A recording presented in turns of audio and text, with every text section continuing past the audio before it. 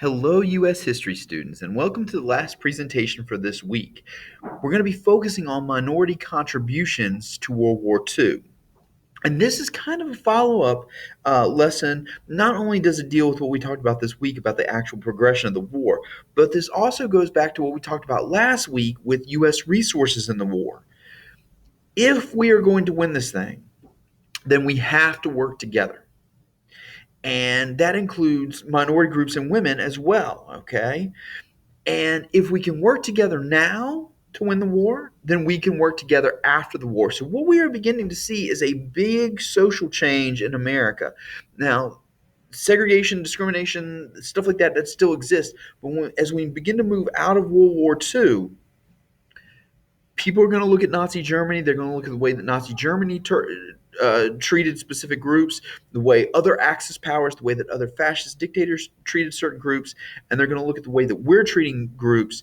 And like, if we don't want to be like them, if we claim that this war had a higher moral purpose, then we need to look at the way we're interacting with others and make sure we are not doing the same thing.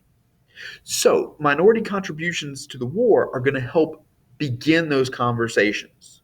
Now, as we go through this presentation, be sure you're jotting down your own notes. There is no worksheet or anything that accompanies this. It's pretty simple. Just write down what you see, okay?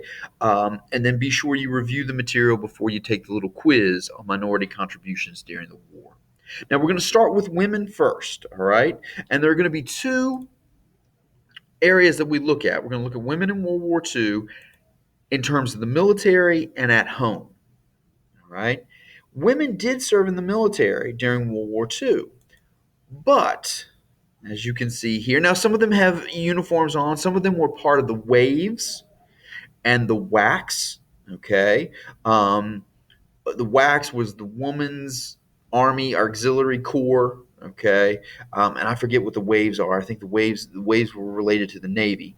But the waves and the WACs, they're going to perform duties like this, okay? They're non combat military roles. So, nurses, secretaries, and mechanics. Now, I'll come back real quick, but as you can see here, you've got mechanics here working on the planes, all right? These women are actually helping to crack codes, okay? That's why they're sitting at typewriters. They've got headphones on, okay? They're actually helping to crack codes and receive messages and then translate them into English.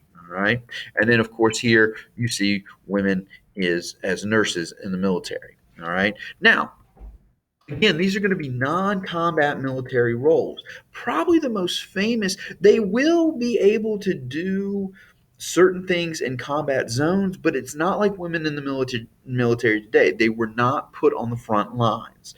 And what I was going to say is probably one of the more famous women in the military at this time was a woman by the name of Kay Summersby, and she was General Eisenhower's like personal secretary, and she would actually drive him around, like drive his Jeep um, in war zones and stuff like that. But she was never on the front line. Okay, so women can serve in the military, but they're going to be in non-combat supportive roles. All right. Now, what are women doing at home? All right, we talked about this last week, and you can see here from these pictures. All right, they are, of course, working in factories. They are entering the labor force. They are filling jobs that were typically held by men. Okay. The men are being called up for active service. The women have to take over. Of course, the most famous picture, and you saw it right there on that screen, is Rosie the Riveter. We can do it. Okay. We can do it. And again, if women can work side by side with men, if we're all supposed to come together and help win this war effort, if we can do it now, then we can do it after the war is over as well. So we begin to see a continuation of more rights and more opportunities for women after World War One as they enter the labor force and fill those roles typically held by men. African Americans in World War II. African Americans are going to have a very similar story. Okay, and we're going to look at them in terms of what do they do in the military and what do they do at home. Well, here they are in the military. They are definitely in military units. Okay, but those units are segregated, and not only are they segregated, but they're often commanded by white officers. Now, just because they're in the military and they are being drafted, just because in the military, at the beginning, They're going to serve roles like this. Okay, you can see them here unloading a truck. You can see here, this is actually a giant can of soup. Even though it's a trash can, they're using it as a cooking can because you can see they got their mess kits out. Okay, so they're in the Army or they're in the armed forces. They're in segregated units, but at the beginning, these segregated units are going to be supportive, non-combat roles. Now, African American units had seen action in World War One.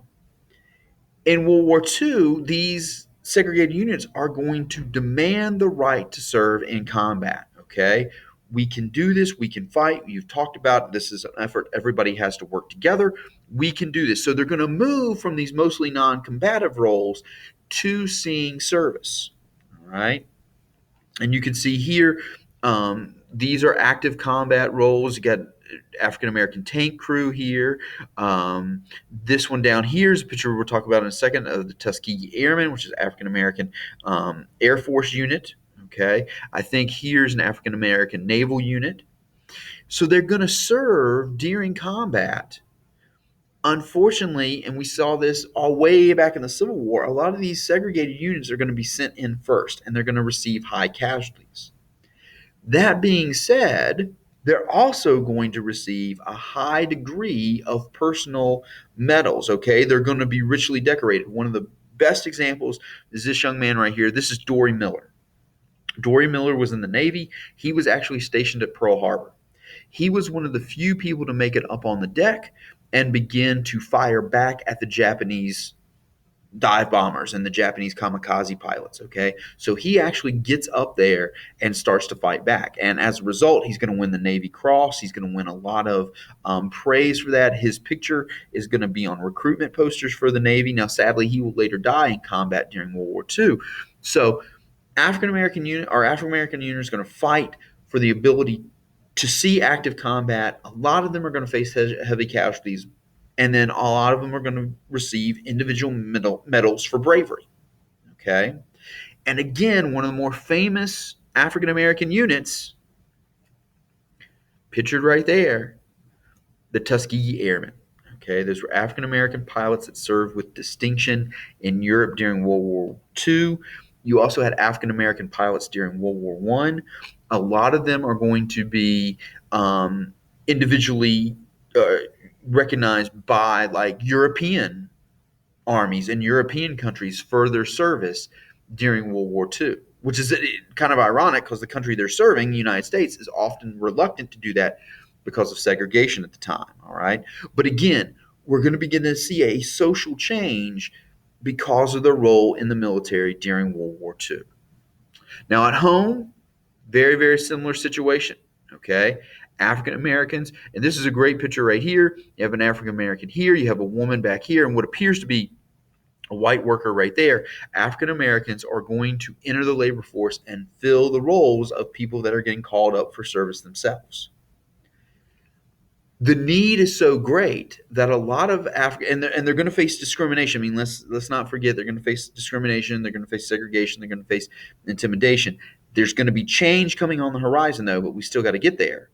But the need is going to be so great that a lot of African Americans are going to move to cities to look for jobs. We saw this before during the Great Depression, even during the Roaring '20s. African Americans are really going to move out of the South to northern cities looking for jobs. It's something called the Great Migration. They're going to do it again during World War II. They're going to move to cities looking for jobs in factories and wartime plants. Okay, and they're going to be needed because we need to keep producing during the war. Because of that, once the war is over, they're going to fight for equality. Once again, if we're good enough to work side by side, if this war effort requires us to work together to win, we can do it after the war as well. Okay, so they're going to push for equality. It's not surprising that we see the civil rights movement emerge in the 1950s as World War II is drawing to a close in the late 40s, mid to late 40s. Now, the last three groups we're going to look at are the Nisai, Mexican Americans, and the Navajo. Now, the Nisai, represented here in these pictures, okay, the Nisai are Asian Americans or Japanese American soldiers.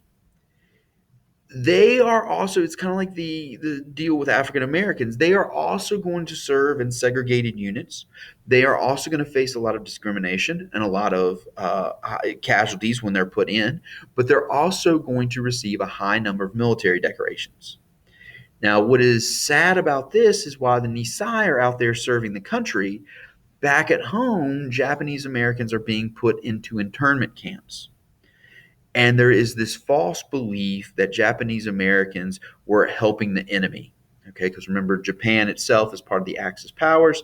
There's this false belief that Japanese Americans, if they have relatives living in Japan, that they're sending information home to those relatives in Japan, that they're kind of betraying the country. So they're rounded up and they're put in these internment camps.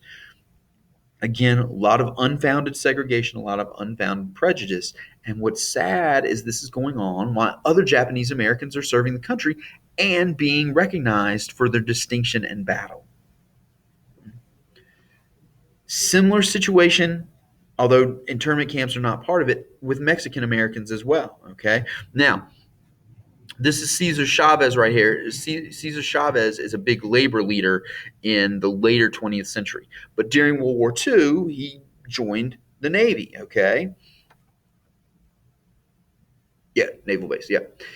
Just like with African Americans, just like with Asian Americans, okay? Mexican Americans are going to serve in World War II in segregated units.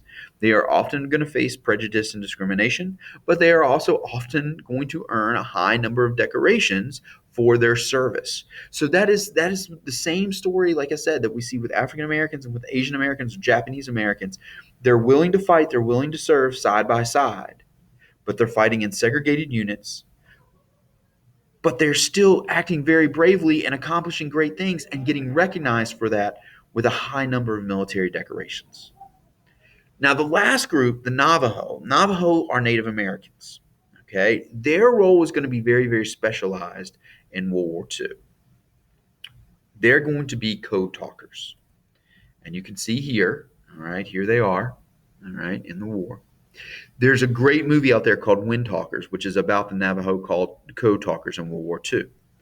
The Navajo language is oral, it is not written down. It is passed on from generation to generation. Since it is an oral language and is not written down, it is impossible for people that don't know it to break it. So the Navajo language is used as our secret code in World War II. All right. The Allies are going to use these Navajo soldiers to communicate back and forth. So you would have a Navajo unit, especially in the Pacific, you would have a Navajo Indian with you in your unit, and they would usually be assigned a walkie-talkie or something like that, and they would communicate with other code talkers in other units, and that's how you knew what was going on. Now, since it is an oral language and it's not written down, it is impossible to break. The Japanese are never able to break this code because they are never able to learn and understand the language. That being said, the Navajo code talkers are in a very, very difficult position. If the unit that they are with looks like it is about to be captured or overrun, oftentimes there were orders to kill the code talker because we did not want the code talker to fall in the hands of the Japanese, because we knew the Japanese would do whatever it took to try to break the code, and that would involve torture and things like that. All right. So it works well. Like I said, the Japanese are never able to break this code, but the Navajo Indians are in a very precarious situation in that if their unit gets caught, it's pretty much a death sentence. Okay, either the Japanese are going to torture you, or you might be executed to try to protect the code. And to be honest with you, that's the whole premise of the movie Wind Talkers: is what is going to happen if these code talkers get captured. Okay, and the difficult decision that will have to be made to protect the code. So once again, we see all of these minority groups, women, African Americans, the Navajo, the Nisai, the Mexican Americans, contributed in innumerable ways, both on the battlefields and at home. And again, the big lesson, I know it is difficult right now because we're talking about segregated units and we talk about the prejudice and we see kind of the discrimination and things, but there's a change coming. If we are good enough to work together now during the war, and if our success depends on us working together, then once the war is over, shouldn't we still be able to do that? And we're going to see these groups fight for greater understanding, greater tolerance, greater equality once the war is over.